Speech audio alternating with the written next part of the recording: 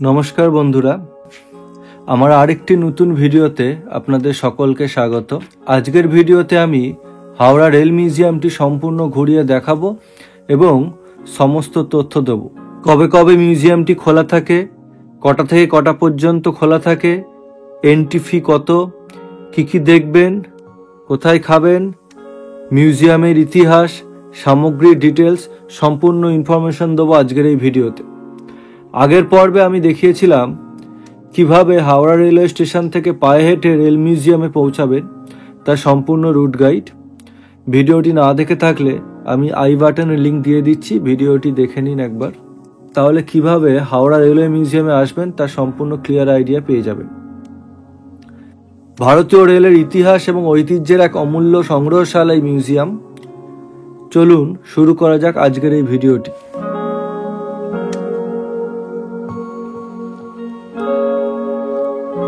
এই হচ্ছে হাওড়া রেল মিউজিয়ামের প্রবেশদ্বার। এখানে ঢোকার জন্য টিকিট কেটে ঢুকতে হবে। এর এন্ট্রি ফি হচ্ছে 30 টাকা। আর যদি মর্নিং ওয়াকের জন্য আপনি আসেন তাহলে, যেটি সকাল 5টা থেকে সকাল 8টা পর্যন্ত মর্নিং ওয়াকের জন্য খোলা থাকে, প্রবেশ মূল্য হচ্ছে 10 টাকা। আর এটার মান্থলিরও ব্যবস্থা আছে, মান্থলি 20 টাকা করে এর প্রবেশ মূল্য। আর ভিজিটারদের জন্য, যেটা সকাল 8টা থেকে সন্ধ্যা 8টা পর্যন্ত খোলা থাকে, যার প্রবেশ মূল্য 30 টাকা এবং এটি সপ্তাহের প্রত্যেক দিনই খোলা থাকে। আর আপনি যদি টয় ট্রেনে করে ঘুরতে যেতে চান তাহলে অ্যাডিশনাল 30 টাকা করে টিকিট লাগবে। এবার আমি হাওড়া রেল মিউজিয়ামটি ইতিহাস সম্পর্কে জানিয়ে রাখি। হাওড়া রেল মিউজিয়ামের যাত্রা শুরু হয়েছিল 2006 সালে। ভারতীয় রেলের অন্যতম প্রধান কেন্দ্র হাওড়া স্টেশনের ঠিক পাশেই অবস্থিত এই মিউজিয়াম।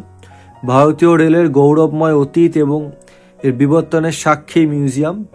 এখানে আপনি দেখতে পাবেন রেলের ইতিহাস, পুরনো ইঞ্জিন, বগি এবং নানা ঐতিহাসিক সামগ্রী। এই মিউজিয়ামে প্রবেশ করেই প্রথমে নজরে পড়বে পুরনো বাষ্প ইঞ্জিনগুলি।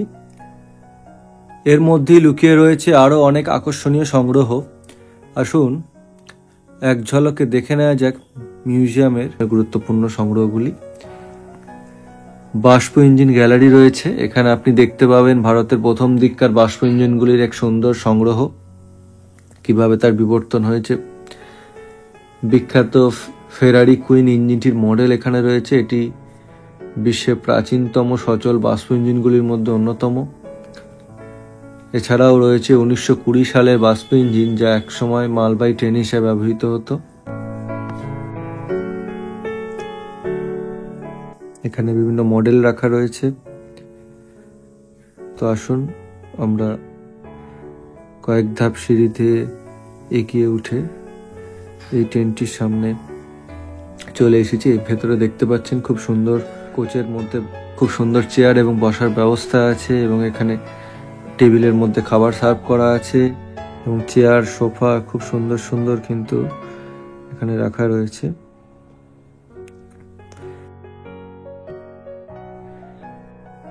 এটা হচ্ছে ট্রেনের অগ্রভাগ, সামনের দিকের অংশ।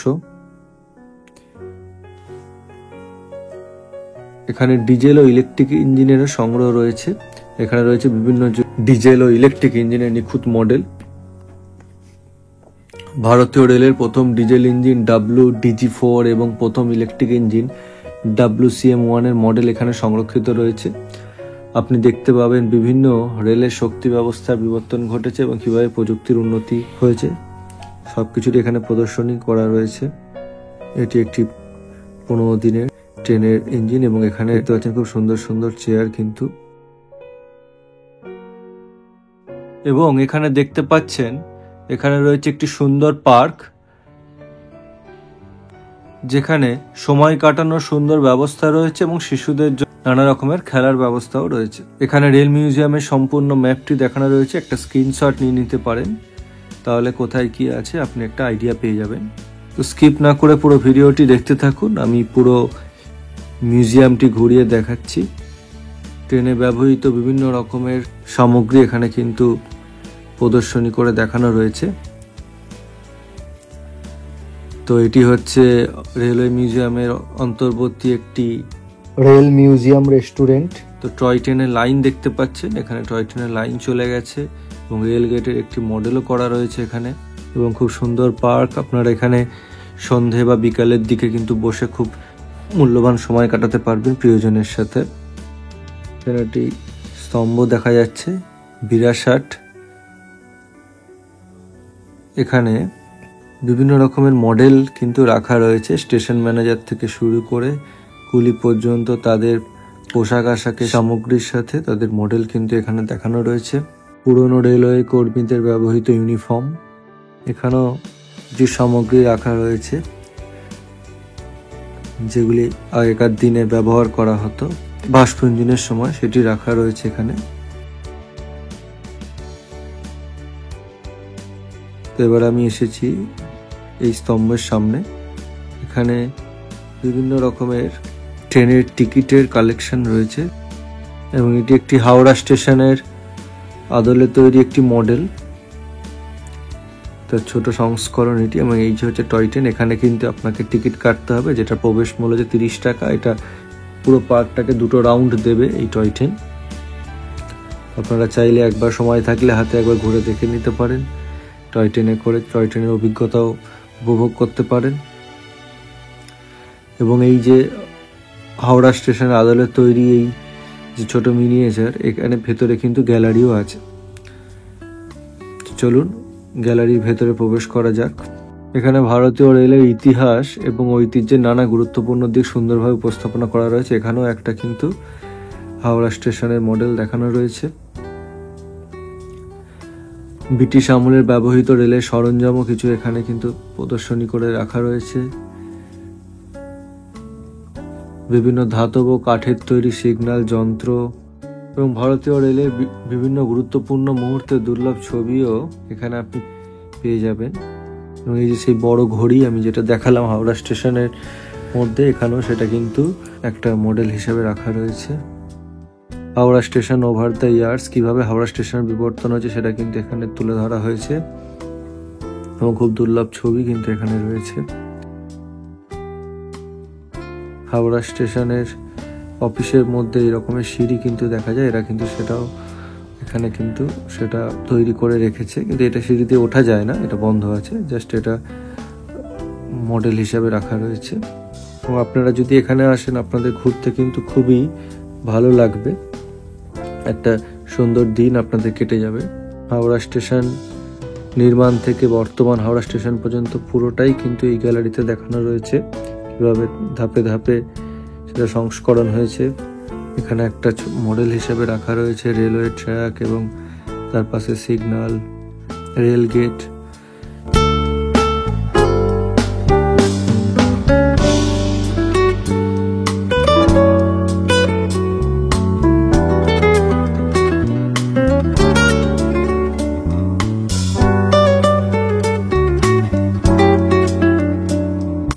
দেখতে পাচ্ছেন টয় ট্রেনে করে লোকজন পুরো পার্কটি ঘুরে দেখছে।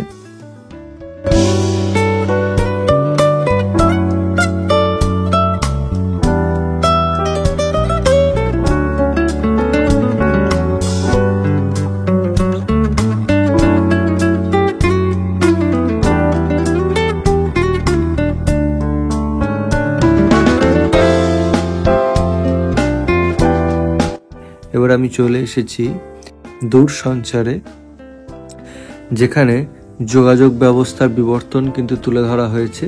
তো এই দূরসঞ্চারে রেলের সংকেত ব্যবস্থার পুরনো যন্ত্রাংশ এখানে সুন্দরভাবে প্রদর্শিত রয়েছে। পুরনো টেলিগ্রাফ মেশিন, হ্যান্ড সিগন্যাল এবং বিভিন্ন ইলেকট্রিক বেল এখানে কিন্তু দেখানো রয়েছে, কিভাবে কমিউনিকেশন তার আগেকার দিনে করতো এবং এখন কিভাবে করা হয় সবই কিন্তু এখানে তুলে ধরা হয়েছে। শ্যামনগর স্টেশনের মডেল ইঞ্জিন,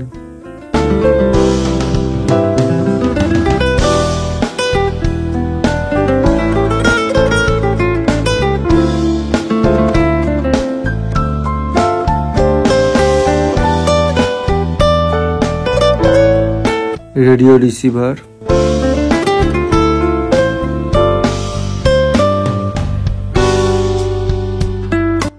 এবার আমি চলে এসেছি বিদ্যুৎ এই স্তম্ভের সামনে। এখানে ইলেকট্রিসিটি কিভাবে প্রডিউস করা হয় সেটা এখানে দেখানো রয়েছে। এই গ্যালারিতে রেলের বৈদ্যুতিক ব্যবস্থা বিবর্তন সম্পর্কে বিশেষ ধারণা পাওয়া যাবে। এবার আমি চলে এসেছি এই সেকশনে। এখানে বিভিন্ন পুরোনো দিনের ট্রেনের কিন্তু ইঞ্জিন রাখা রয়েছে।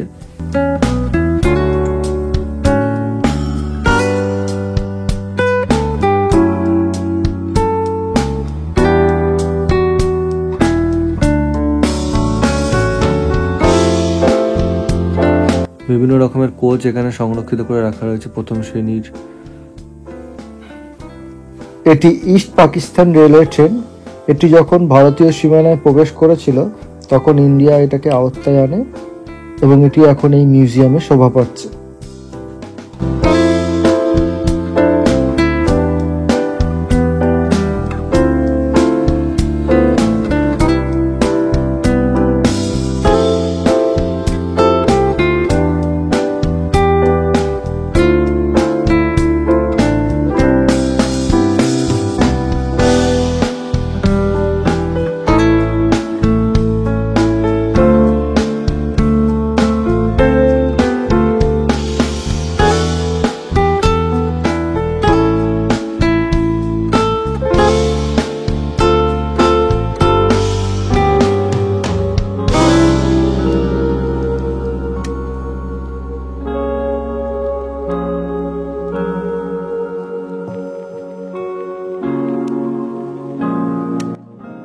ওপেন এয়ার থিয়েটার রয়েছে, এখানে কালচারাল প্রোগ্রাম করার ব্যবস্থা আছে।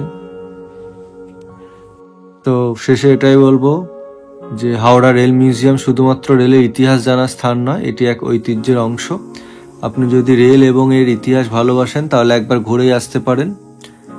তো যদি ভিডিওটি ভালো লেগে থাকে একটা লাইক করে দেবেন এবং বন্ধুদের মধ্যে শেয়ার করে বন্ধুদেরকেও জানিয়ে দিন এবং একদিন ঘুরে যান এবং চ্যানেলটি সাবস্ক্রাইব করে পাশে থাকুন, তাহলে এরকম আরো ভিডিও করার উৎসাহ পাবো। ধন্যবাদ ভিডিওটি দেখার জন্য।